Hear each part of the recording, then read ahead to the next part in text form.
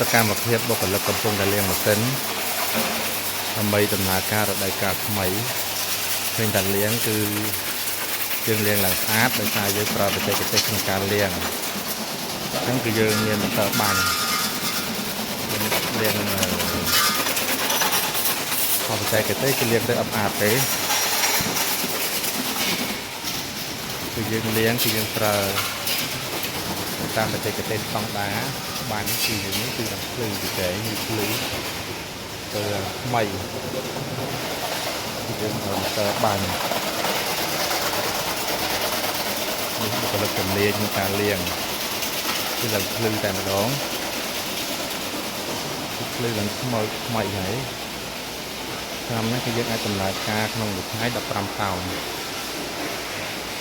គឺយើងលាងទៅតាមបច្ចេកទេសស្តង់ដារក្នុងបន្លានេះគឺយើងបកបាន4តោនកន្លះនេះ7តោនកន្លះឡើងថ្មីបន្ថែមឆ្នាំហ្នឹងនេះគឺយើងលើកទៅហើយបាទស្រេច